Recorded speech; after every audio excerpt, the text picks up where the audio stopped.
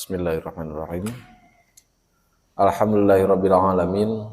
Hamdan katsiran thayyiban mubarakan fi kama yuhibbuhu wa yardahu. Asyhadu an la ilaha illallah wahdahu la syarikalah wa asyhadu anna Muhammadan abduhu wa rasuluhu alladzi la nabiyya wa la rasula ba'dahu amma ba'd. Ikhwati iman rahimakumullah. Alhamdulillah, pada kesempatan malam hari ini Allah Subhanahu wa taala takdirkan kita semuanya dapat berkumpul bermuajahah dalam satu haflah yang insyaallah mengundang berkah rahmat maghfirah Allah Subhanahu wa taala. Mudah-mudahan apa yang kita lakukan pada malam hari ini dicatat di sisi Allah Subhanahu wa taala sebagai ibadah dan dicatat mendapatkan pahala berlimpah dari Allah Subhanahu wa taala. Baik ikhwati iman rahimakumullah, untuk kajian sirah nabawiyah malam hari ini kita akan langsung saja kepada agama bangsa Arab pra-Islam. Jika di buku atau kitab Sirah Nabawiyah itu di halaman 49 jika tidak salah. Itu 49 di situ. Itu berapa? Agama bangsa Arab halaman apa? Oh 23. Ada yang 23, di sini 49, beda cetakan mungkin ya. Yang jelas ada membahas tentang agama bangsa Arab. Jadi ikhwatiman rahimakumullah, selepas Nabi Ibrahim dan Nabi Ismail gitu, membangun Ka'bah, maka tampuk kepemimpinan atau gerakan dakwah di Mekah itu diserahkan oleh Nabi Ibrahim kepada anaknya Ismail. Dan untuk di Palestina, membina Bani Israel itu diberikan kepada Ishak. Dari Ishak turun menjadi beberapa waktu gitu, banyak sekali turunan-keturunan dari Nabi Ishak alaihissalam, sehingga darinya muncul beberapa nabi. Bahkan sebagian besar nabi yang Allah Subhanahu wa taala turunkan itu diturunkan kepada Bani Israel. Makanya ada anggapan bahwa bangsa yang paling dimuliakan Allah Subhanahu wa taala, bangsa yang mempunyai keutamaan di sisi Allah itu adalah bangsa Bani Israel. Matakna ayeuna nuntut tanah anu aya di Palestina. Bahkan kemarin-kemarin gerakan-gerakan tersebut sudah mewabah ke Indonesia, gerakan Zionisme. Ada kalau tidak salah di salah satu di salah satu media sosial itu menampilkan seorang ini gitu pakai baju Zionis. Ketika ditanya kenapa pakai baju itu, ngebalasnya sih karena memang orang Nasrani ya, atau mungkin orang Yahudi. Menyatakan bahwa di Quran juga katanya tidak ada disebutkan Palestina, adanya juga Bani Israel. Berarti Bani Israel itu umat pilihan Tuhan. Mohon umat pilihan Tuhan tapi warang kelang gitu. Silahkan dilihat di Al-Quran itu semuanya membahas tentang Bani Israel.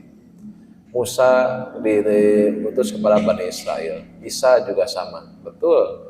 Semua nabi mayoritas itu diturunkan oleh Allah Subhanahu wa taala kepada Bani Israel. Tetapi mereka pula yang banyak membunuh para nabi. Makanya Allah angkat mereka, tetapi Allah juga hinakan mereka. Banyak sekali penyelewengan yang dilakukan oleh orang-orang Yahudi atau keturunan-keturunan Bani Israel tersebut.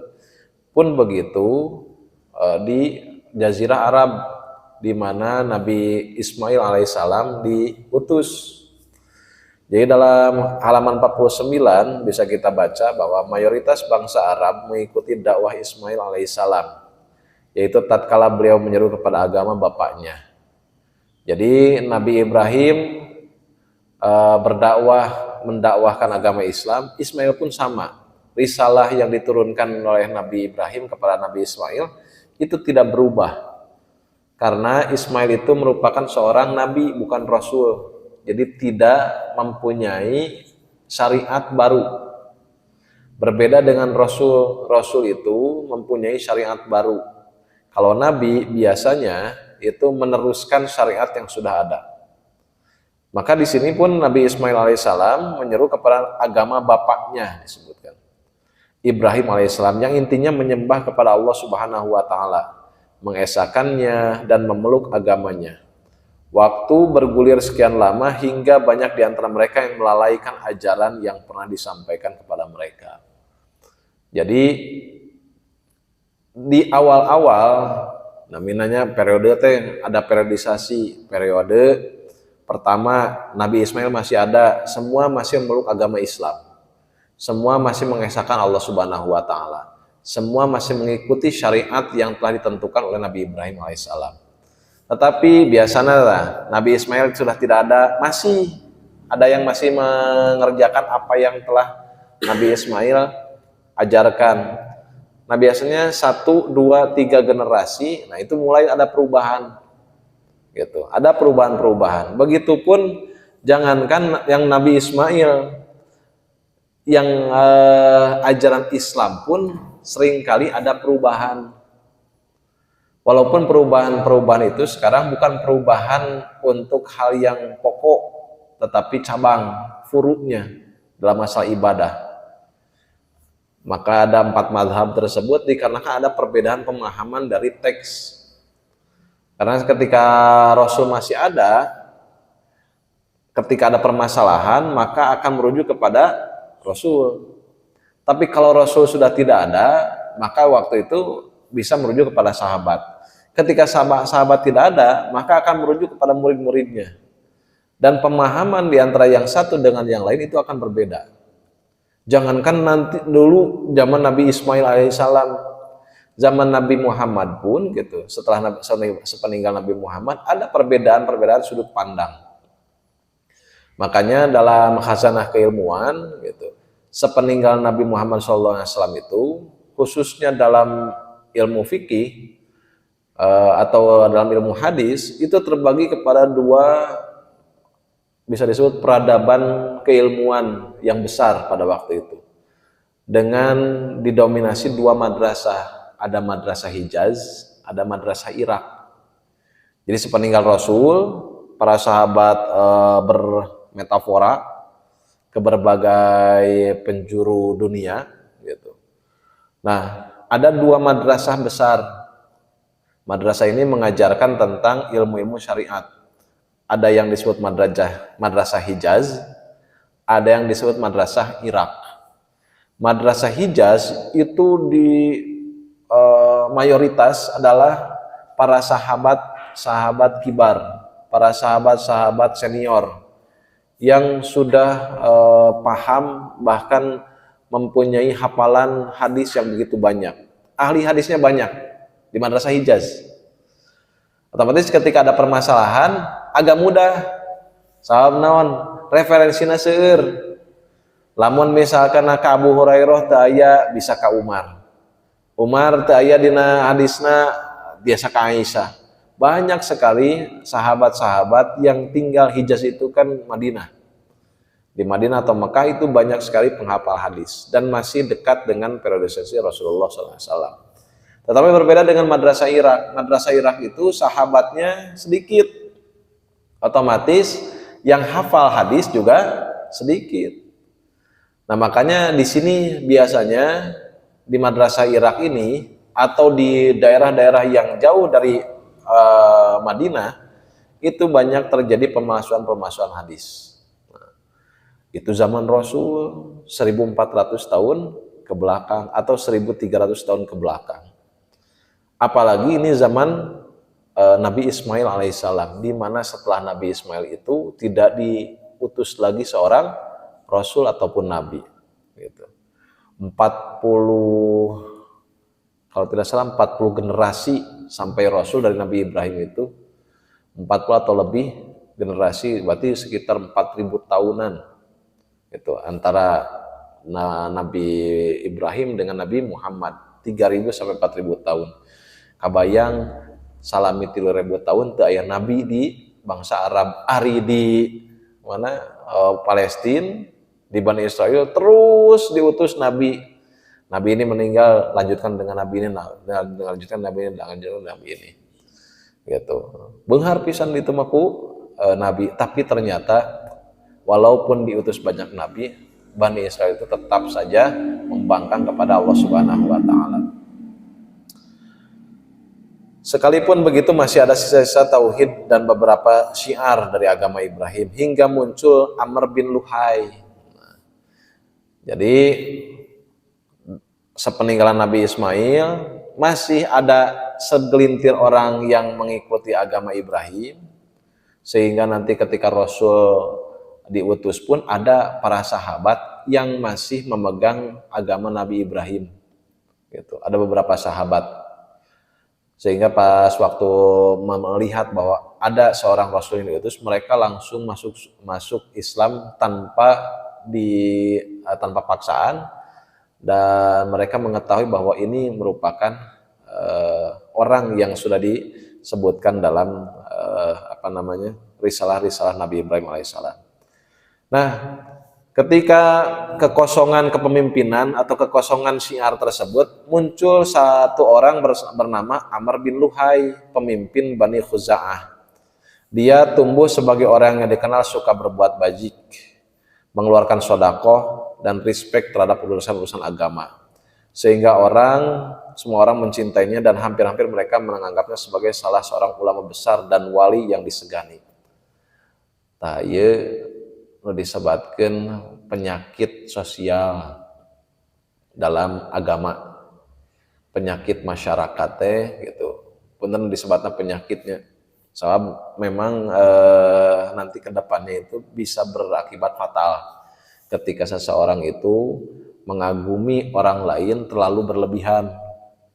Gitu. Disebutnya fanatisme, atau dalam bahasa agama disebut ta'assub, asobiyah. Amr bin Luhai ini orang soleh, Pak.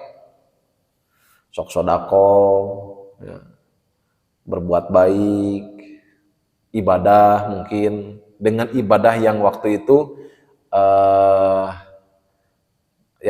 mungkin dikenal. Wallahu a'lam apakah sholat ataupun yang lain. Ibadahnya ada. Sehingga orang tersebut dianggap sebagai wali. Diurangi segernya ya, dianggap wali, khususnya di Indonesia. Sampai-sampai mencium tangan lagi bolak-balik gitu tah. Terus gitu. Kakinya dicium.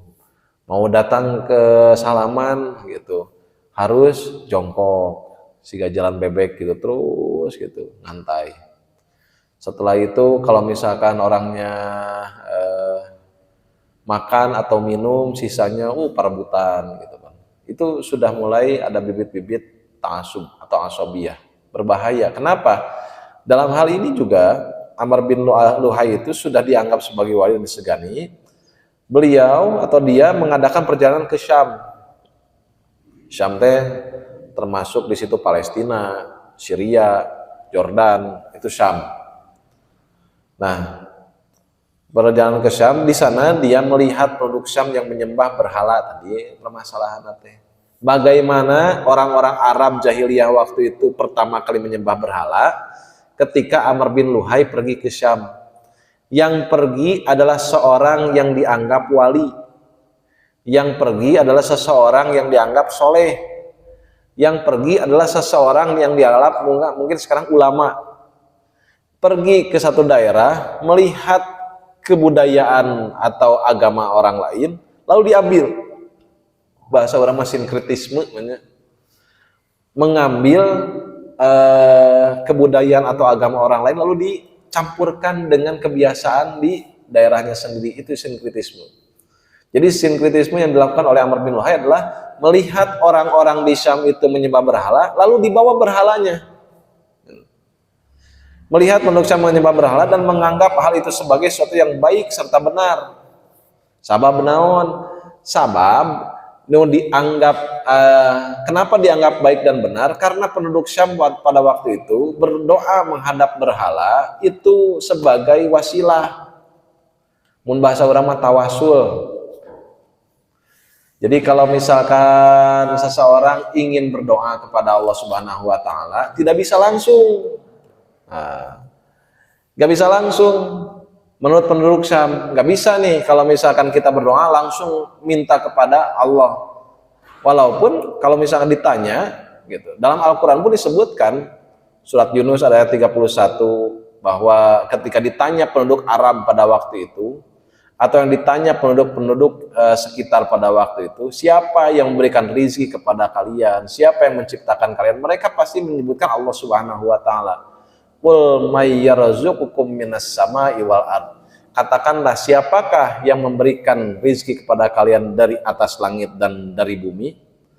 Ammay yamlikus sam'a wal absara. Dan siapakah yang berkuasa menciptakan pendengaran dan penglihatan? Wa may yukhrijul hayya minal mayyit, dan yang mengeluarkan yang hidup dari yang mati. Wa yukhrijul mayyita minal hayy, dan yang mengeluarkan yang mati dari yang hidup.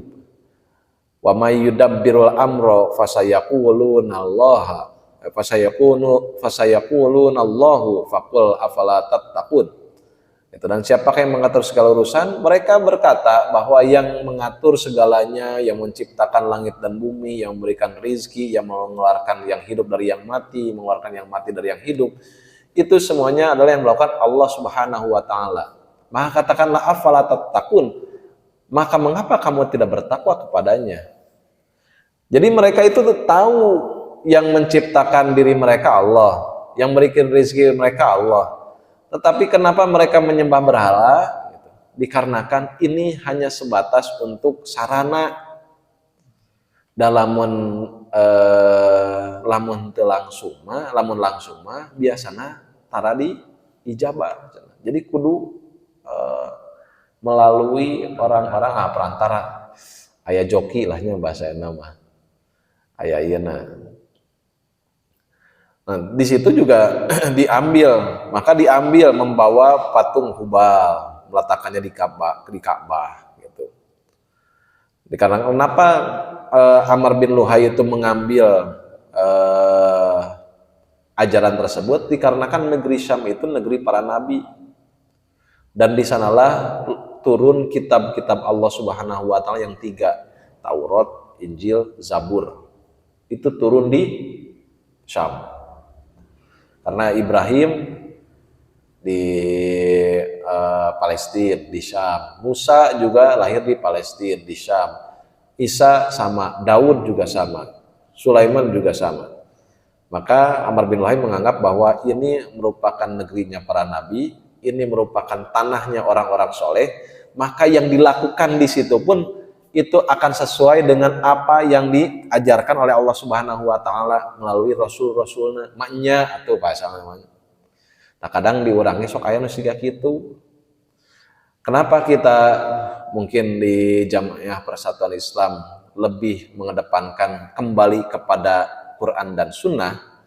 Karena ibadah itu la ilal madzahib, tidak berpatokan kepada mazhab, tidak berpatokan kepada dari mana datangnya, tidak berpatokan dari siapa yang mengatakannya, tetapi tetap berpatokan pada Quran dan Sunnah. Nah, di orangnya sok aya nu siga kitu. Dan di Arab ge cenah sakayanya nu kitu, kami misalkan ngobrolkeun cek Quran jeung Sunnah itu teh kenging. Itu geuningan di Arab siga kitu. Gitu lah.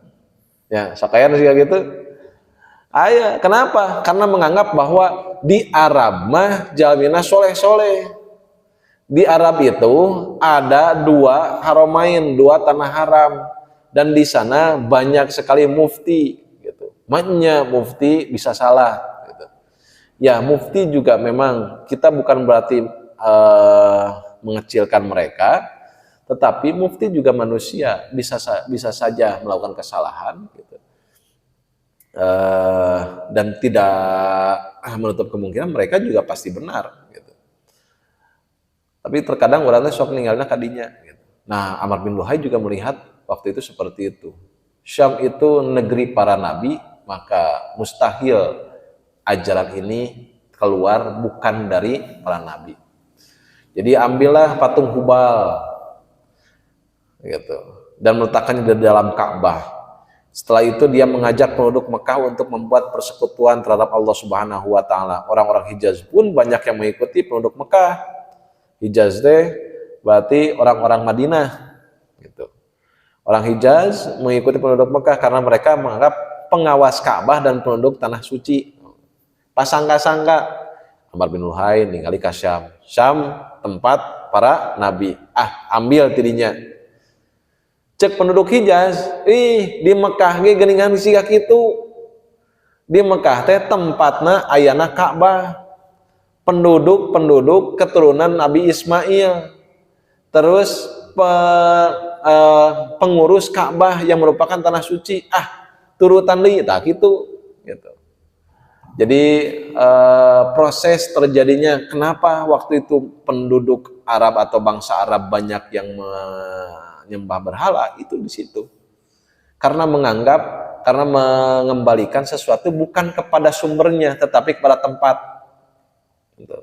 Jadi ke tempat bisa jadi tradisi di Mekah itu sama bisa dengan kita gitu. Tetapi juga di satu sisi tradisi di Mekah atau di Arab itu juga tidak akan bisa ditempatkan di sini. Berhala yang mereka terdahulu adalah Manat. Jadi Hubal, Manat, Lata, Uzza. Ditempatkan di Musyallal di tepi Laut Merah dekat Qudayd. Kemudian mereka membuat patung Lata di Taif, Uzza di Wadi Nakhlah. Inilah 3 berhala yang paling besar. Setelah itu kemusyrikan semakin merebak dan berhala-berhala yang lebih kecil bertebaran di setiap tempat di Hijaz. Dikisahkan bahwa Amr bin Luhai mempunyai pembantu dari jenis jin. Berarti mah dukunnya, lain nama uskun, ustadna dukun. Jadi mempunyai pembantu dari jin.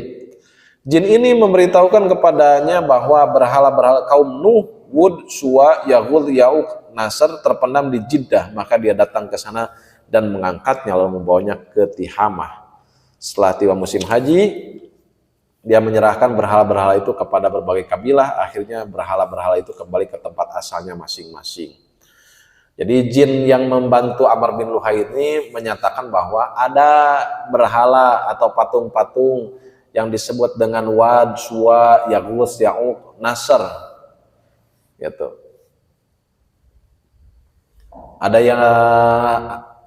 Ada yang memberitahu jin tersebut bahwa ada patung-patung yang terpendam. Cik, teang, kaditu. Ternyata ketika dicari, dapat. Nah, berhala-berhala yang bernama Wad, Suwa, Yaghus, Ya'uq, Nasr, ini merupakan orang-orang soleh zaman Nabi Nuh alaihissalam. Jadi, penyembahan berhala pertama kali itu dilakukan oleh kaum Nabi Nuh alaihissalam. Kepada siapa? Kepada 5 orang soleh tersebut. Jadi zaman Nabi Nuh alaihissalam itu ada 5 orang soleh namanya Wad, Suwa, Yaghus, Ya'uq, Nasr. 5 orang ini mau enak Pandawa 5 maunya di orang mah. 5 orang ini 5 orang soleh. Ketika mereka berdoa, maka pasti dikabul oleh Allah Subhanahu wa taala. Jadi zaman Nabi Nuh itu ada setelah Nabi Nuh gitu ya. Setelah Nabi Nuh wafat, maka ada orang-orang gitu yang bernama 5 orang tadi, Wad, Suwa, Yaghus, Ya'uq, dan Nasr. Itu mereka merupakan orang-orang yang soleh, pengikut Nabi Nuh alaihissalam, yang seringkali dimintai pertolongan oleh masyarakat. Mun aya nu kasusah sumping ka 5 orang eta atau salah saejeuna meminta untuk didoakan. Mun urang mah eta tawasul kepada orang-orang soleh. Boleh tidak? Boleh. Jadi tawasul kepada orang soleh boleh? Boleh, selama dia masih hidup. Yang tidak boleh itu tawasul kepada orang soleh yang sudah mati. Tadi urang mah keur hirupna tawasul, maot nage tawasul di kuburanana. Nah, itu yang salah gitu. Karena tawasul yang diperbolehkan itu adalah tawasul kepada orang-orang yang soleh yang masih hidup. Boleh tidak boleh. Sumping ka ulama nyungkeun pangdoakeun, sok didoakeun ku ulama teh. Gitu. Jadi minta doa kepada ulama itu juga salah satu disebut tawasul. Nah, pada waktu itu setiap meminta doa kepada 5 ulama zaman Nabi Nuh ini selalu dikabulkan. Tapi dajalminya mereka juga manusia biasa gitu. Terbatas oleh umur. Satu persatu dari ke-5 orang tersebut meninggal.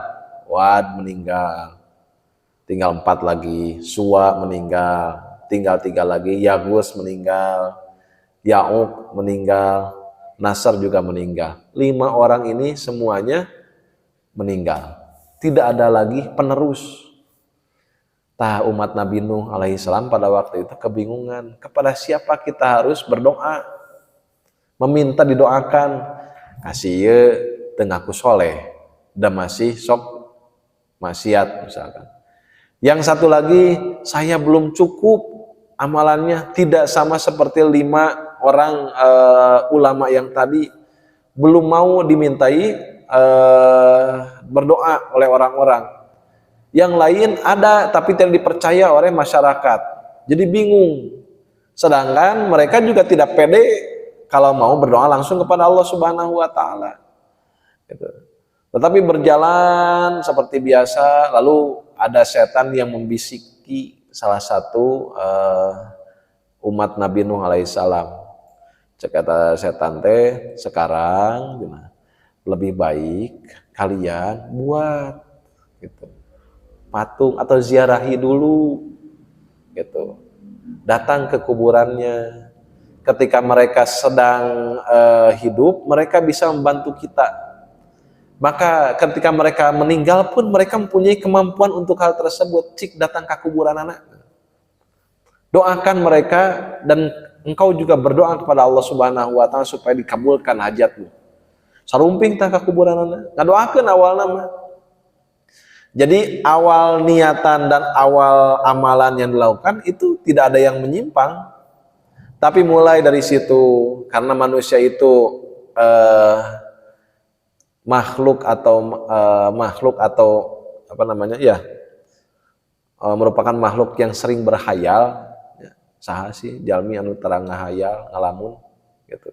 Bahkan ilmuwan University of California menyatakan bahwa setiap hari kita menghabiskan 30% untuk berhayal dan melamun.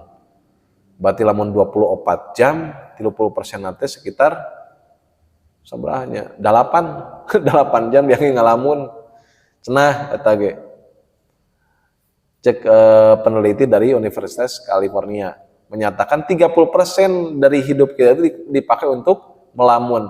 Yang teu 8 jamna terus ngalamun gitu. Tapi di sela-sela pasti aya ngalamun. Berhayal bagaimana kalau. Tetapi katanya dengan melamun tersebut bisa menjadi pemicu kreativitas. Ya, dan seseueurna mah jalmi kenging kreativitas kan dari hayalan dahulu gitu. Orang dulu bisa membuat pesawat terbang kan dina hayalan heula. Kumaha nya lamun jalmi tiasa ngapung siga manuk. Mulai Abbas Ibnu Firnas membuat miniatur bagaimana seseorang bisa terbang. Membuat alat seperti burung. Nah, Abbas Ibnu Firnas. Kesininya baru saja terbuat, sekarang bisa dibuat pesawat. Gitu. Dari apa? Dari hayalan. Daya hayal itu jika dipakai positif itu bisa menghasilkan sesuatu yang baik. Tapi jika dipakai negatif, nah, gitu. Karena terlalu kreatif, nah, eta oge sami bisa jadi negatif. Salah satunya yang dilakukan oleh umat Nabi Nuh alaihissalam. Ketika datang ke kuburan, mereka mempunyai hayalan gitu. Duh, iya datang ke kuburan lagi kieu-kieu keneh. Cik kumahanya, lamun misalkeunana dibuat patung tawana gitu. Bagaimana kalau kita buat patung mereka untuk mengenang saja bahwa ini adalah orang-orang soleh. Mari kita buat patungnya. supaya anak cucu kita tahu bahwa inilah bentuk orang soleh pada zaman kita. Jadi dibuat patung-patungnya gitu, sama menyerupai orang yang pada waktu itu kelima orang tersebut, dibuatlah patungnya. Awalnya untuk apa? Untuk mengenang, jangan supaya anak cucu kita tidak kehilangan jejak tentang kesolehan mereka. Kita sampaikan kepada mereka bahwa mereka adalah orang soleh. Di zaman kita bahwa orang-orang soleh ini yang seringkali dimintai tolong untuk berdoa kepada Allah Subhanahu wa Ta'ala. Kita sampaikan kepada mereka supaya mereka mempunyai semangat untuk mengikuti jejak langkah mereka. Gitu. Awalnya kan baiknya menziarahi kubur, baik tidak? Baik. Berdoa, mendoakan orang-orang soleh, itu juga bagus. Tapi ketika sudah ada kreativitas yang masuk, kita buat patungnya, dibuat patung tersebut. Lalu setelah itu, muncul di berjalannya waktu, mulai ada yang mempunyai anggapan kalau hanya dibuat patungnya saja, gitu, terus jadi bersihan, engke pan atuh kalotor maknya cenah orang soleh, kuburan orang soleh, nanti dialus-alus, mulai lebih dibagus-baguskan lagi. Itu. Setelah itu mulai berkembang lagi. Bagaimana kalau misalkan kita ketika datang ke kuburan mereka, melihat patung mereka, kita berdoa. Gitu. Sama seperti kita berdoa ketika mereka masih hidup. Kita meminta kepada Yagus, Ya'uq, Suwa, Nasr, Wad. Meminta kepada mereka, minta kepada Allah untuk didoakan. Mudah-mudahan gitu. Dengan adanya patung-patung tersebut, mereka pun gitu, yang ada di dalam kubur itu mendoakan kita. Nah, awalnya gitu. Awalnya mah ngan saukur, aduh kumaya, ieu da kuburan aya, patungna aya, baheula keur zaman hirup keneh sok nyungkeun kadinya gitu. Ayeuna ge meureun tah ya meureun deui, meureun gitu mah. Meureun tiasa mun siga kitu, urang cobaan we gitu. Dan ternyata ku Allah Subhanahu wa Ta'ala diistidraj, dicoba, diuji. Ketika berdoa gitu di kubur tersebut, maka beberapa doa-doanya dikabulkan. Mulai pantah namina jalminya viral. Ngadoa di dinya mah diijabah gitu. Saukan itu mulai berdatangan sehingga yang tadinya meminta doa saja lalu mereka berdoa dan berkembang menjadi menyembah keempat patung tersebut. Tidinya kata mimitina orang-orang zaman Nabi Nuh itu melenceng dari fitrahnya, yakni yang tadinya harusnya menyembah kepada Allah Subhanahu wa Ta'ala menjadi menyembah keempat patung tersebut. Padahal di awal nama ngan saukur meminta didoakan ketika mereka masih hidup. Lalu ketika meninggal mereka kehilangan arah. Makanya mungkin perlu seseorang itu mendapatkan pembimbing ketika belajar agama. Tidak bisa kalau misalkan seseorang belajar agama ditinggalkan sendirian.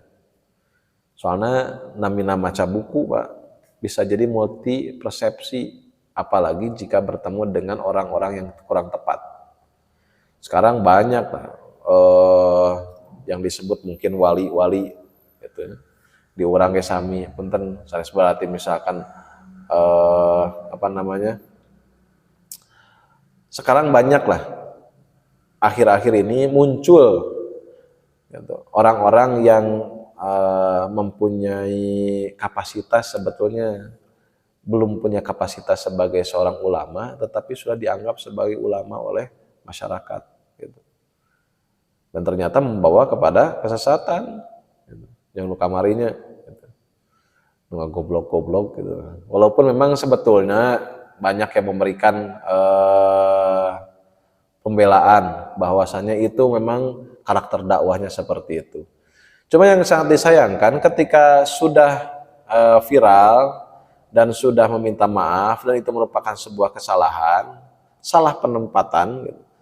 Tetapi dianggap oleh orang-orang gitu, bahwa beliau seorang wali. Kenapa? pas beres viral cenah tukang es, tukang ieu dagang sadaya anu sadaya tukang es eta diumrohkeun ku batur tuh cenah.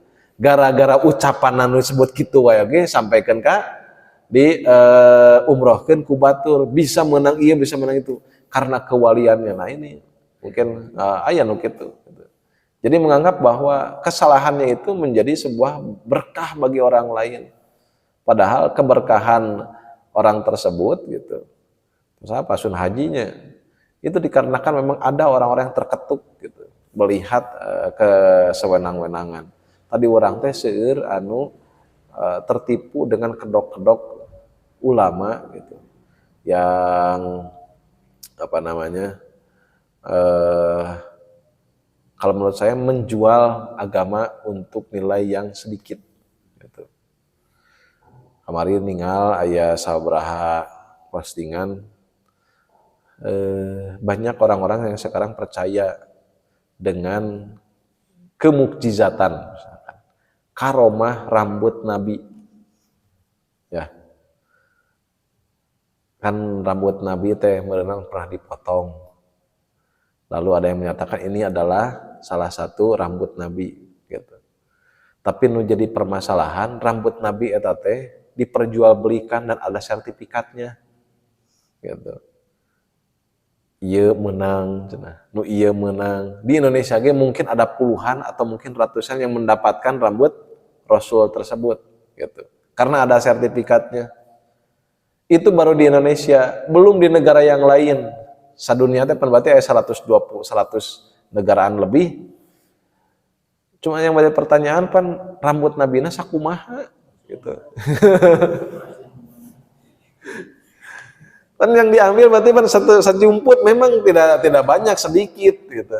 Tapi pan Rasul teh dicukur gitu. Pan diangkat menjadi Rasul teh 40 tahun. Dicukur di umur 40 dugikeun ka 60 mungkin mun sabulan sakali ya berarti 200 kali we misalkannya dicukur tapi pan dina 200 kali dicukur ke henteu dikumpul-kumpul ku para sahabat terjang naon gitu cukurnya beres gitu.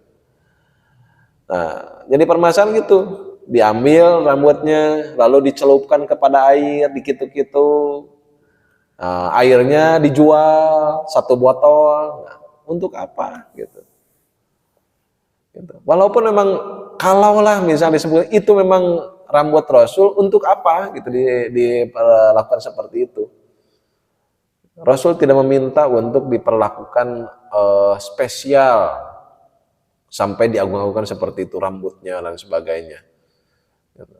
Rasul hanya meminta bahwa ajarannya itu dilaksanakan. Tetapi kalau sudah meninggal, barang-barang peninggalannya tidak harus diagungkan sampai seperti itu.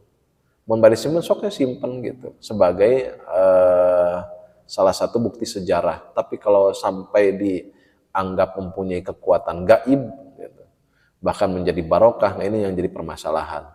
Gitu. Para sahabat pun tidak sampai seperti itu. Etapan ayat cenah hadisna dina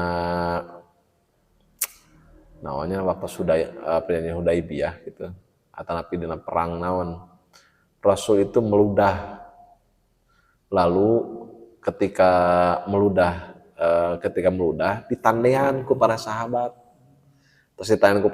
terus diusapkeun kana wajahna aya hadisna siga kitu. Nah ini dianggap bahwa tuh para sahabatnya tabarruk ka Rasul sampai siga kitu padahal itu merupakan strategi gitu. Perang memperlihatkan bahwa kepada musuh tuh geninganan para sahabat sampai sebegitunya gitu. Terhadap ludah Rasul saja sampai seperti itu. Komo karena nyawana. Nah, gitu. Tapi Rasul can pernah atau para sahabat hanya waktu itu saja melakukan seperti itu. Di tempat yang lain tidak pernah gitu. Ketika Rasul meludah ditandihan we terus ketika Rasul nyiduhan gitu. Hangan harita hungkul gitu. Jangan nunjukkan ke musuh bahwa mereka para sahabat itu mempunyai kecintaan yang lebih. Tadi orang kalakah dianggap gitu. Begitulah kisah kemusyrikan dan penyembahan terhadap berhala yang menjadi fenomena terbesar dari agama orang-orang jahiliyah yang menganggap dirinya berada pada agama Ibrahim. Mereka juga mempunyai beberapa tradisi dan upacara penyembahan berhala yang mayoritas diciptakan Amr bin Luhai. Jadi tadina nganyanak berhala unggul mulai kan dicipta-cipta kumahanya lamun misalkan kieu siga nama alus tah. Dina ibadahnya kalau misalkan sudah nyebutkan siga nama alus, nah kade hati-hati. Asumsi tidak boleh. Agama itu, ibadah itu bukan dari perasaan bagus atau tidak, tapi benar atau tidak. Amr bin Luhai juga sama merasa bahwa oh ini kayaknya bagus seperti ini, maka dilakukan. Sesuatu yang baru dan baik serta tidak merubah agama Ibrahim. Kan seringkali juga kita ada yang menyatakan bahwa kan ini baik, kan ibadah ini yang dilakukan ini baik. Mengapa tidak boleh? Padahal dalam melaksanakan ibadah itu bukan melihat baik atau tidak baiknya, dicontohkan atau tidak, benar atau tidak, karena kita ingin ibadah yang benar, bukan ibadah yang baik. Ibadah yang baik belum tentu benar, tapi ibadah yang benar pasti baik. Urang pan dilarang. Padahal al-aslu fil ibadati butlan. Asal ibadah itu batal, au tawakuf atau antarkeun hatta yakumad dalil al-amri, sehingga ada dalil yang memerintahkannya. Ibadah mah pilarian dalil nu parentah, tong milarian dalil nu ngalarang. Jadi lepat kami menyebutkan pante dilarang. Nah, ibadah mah bukan dicari yang dilarang, tapi aya parentahan teu. Berbeda dengan muamalah, cari yang dilarang. Al-aslu fil muamalah al-ibahah hatta yakuma dalilul alan nahi. Asal dari muamalah itu ibahah boleh hatta yakuma dalilul al-amri alan nahi, sehingga ada dalil yang melarang. Mun tadi mah salat, mun tadi ibadah cari dalil yang memerintahkan. Ketika salat pada dasarnya batal, tidak boleh. Saum pada dasarnya tidak boleh, batal, diamkan. Haji pada dasarnya tidak boleh, tapi kenapa kita lakukan? Karena ada yang memerintahkan. Aqimus sholat, gitu. Wa atuz zakah, itu perintah, gitu. Kutiba alaikumus syiyam, itu perintah. Wa tahujjal bait, dan berhajilah ke Baitullah, itu perintah. Karena ada perintah maka kita lakukan. Lamun teh perintah nyentong gitu. Berbeda dengan muamalah. Muamalah itu semuanya boleh asalnya. Punten. Zina asalnya boleh. Asal secara hukum asal boleh. Minum-minuman keras secara hukum asal boleh. Mencuri secara hukum asal boleh. Tapi kenapa tidak kita lakukan? Karena ada yang melarang. Gitu. Wala taqrabuz zina, janganlah sekali-kali mendekati zina. Mendekatinya saja jangan, tidak boleh, apalagi melakukan. Gitu. Berjudi ada larangan dalam Al-Quran, ada larangan dalam hadis. Mencuri apalagi, bahkan adalah hadnya, ada hukumannya, potong tangan. Nah itu, jadi untuk ibadah cari yang memerintah, untuk muamalah cari yang melarang, tong dibalikin. Gitu. Ari jang ibadah milarian nu dilarang da moal aya atuh nu ngalarang salat. Aya ge nu merentahkeun salat. Terus ari muamalah cari yang memerintahkan moal aya atuh nu merentahkeun non mau moal aya gitu.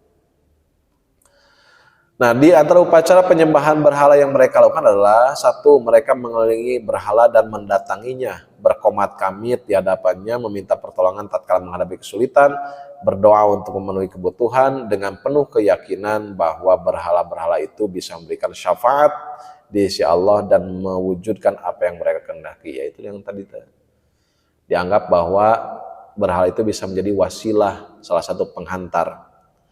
Mereka menunaikan haji dan tawaf di sekeliling berhala, menunduk dan sujud di hadapannya. Jadi pas tawaf, enak orang mah tawaf engkolnya. Tapi bagi kapungkur mah mun aya berhala anu paling besar, tunduk, sujud gitu. Tawaf deui. Ketika bertemu dengan berhala tersebut, tunduk atau sujud. tawaf deui. Mereka bertakarrub dengan menyajikan berbagai macam korban, menyembelih hewan piaraan dan hewan korban demi berhala dan menyebut namanya. Jadi zaman dulu juga ada berkurban, orang jahiliyah tuh ada berkurban. Makanya sebetulnya kurban itu artinya bukan menyembelih hewan, dan menyembelih hewan nama disebutnya udhiyah gitu. Maka ari nabat disebut kurban, ai kurban teh dari kata qoroba, mendekatkan diri kepada Allah Subhanahu wa taala. Nah, salah satu untuk mendekatkan diri kepada Allah Subhanahu wa taala pada bulan Zulhijjah adalah dengan menyembelih hewan kurban. Gitu. Jadi sebetulnya secara bahasa mah pansokayanya di Spanduk menyediakan hewan kurban. Secara bahasa kurang tepat, harusnya menyediakan hewan udhiyah. Hewan udhiyah teh hewan sembelihan. Dai kurban mah eta mah sifat dina amal, dina ibadahna kurban. Yang keempat, jenis takarrub yang lain mereka mengkhususkan sebagian dari makanan dan minuman yang mereka pilih untuk disajikan. Sasajen. Jadi sasajen itu dikapungkur terus aya jang naon baheula mah jang berhala, di urang mah ayeuna jang Nyororo Kidul. Sia kamari aya naon? Ketan biru cenah. Ketan biru. Jadi ketan biru mah eta sok diangge kangge ngalarung ka laut. Jadi ngandama ketan cenah. Tah si ketanna teh terus di tambihan ngisi kanana ku cai bunga telang. Pan air bunga telang teh pan birunya. Nah, kita si ketan teh jadi biru gitu. Dipasak gitu, dikeun ka jadi ketan. Tatos beres gitu di pipitian terus dihanyutkeun ka laut. Kangen naon? Da eta karesepna Nyi Roro Kidul cenah tuh. Nyi Roro Kidul resep ketan, Pak. Jadi lamun orang dahar ketan teh urang ge sami karesepna jeung Nyi Roro Kidul, tapi nu biru gitu nya. 5 di antara jenis takarrub yang mereka lakukan ialah dengan bernazar, menyajikan sebagian hasil tanaman. Tah ieu sami nya di urang ge. Kalau ada nelayan biasanya menyajikan semua hasil panennya. Lamun aya panen raya urang ge sami nya di urang ge sok aya, tapi anu mah di urang mah tos ada langki, biasa di pasisian mah sok ngasih kene aya. Mengumpulkan semua jenis makanan atau sayuran, nah, terus di hasil bumi gitu kan. Nah itu sama dulu juga ada pula al-bahiro, as-saibah, al-wasila, al-hami yang diperlakukan sedemikian rupa sebagai berhala gitu. Masih banyak ya. Itu merupakan salah satu takarrub orang-orang Arab jahiliyah, bagaimana awal mereka menyimpang. Jadi anu bakal kenging dosa paling seueur nama Amr bin Luhai. Karena walaupun waktu itu dianggap sebagai wali, tetapi apa yang dilakukan menyimpang dari ajaran Allah Subhanahu wa taala, maka dia dikategorikan orang-orang yang nanti akan menghuni neraka jahanam. Bahkan ya ieu ge dosa jariyahna ge seueur gitu. Da kumanehanana awalna agama Nabi Ibrahim yang dibawa Ismail itu menyimpang secara jauh. Jadi itu untuk agama bangsa Arab untuk sementara tadi sampai halaman 50, kalau 51 di sini sampai nomor 6 gitu. Insya Allah nanti bulan depan atau 3 minggu lagi Jumat kedua kita akan lanjutkan masih tentang agama-agama bangsa Arab sebelum datangnya Islam. Demikian yang dapat disampaikan, mudah-mudahan ada guna dan manfaatnya. Aku qouli hadza wa astaghfirullah li wa lakum. Assalamualaikum warahmatullahi wabarakatuh.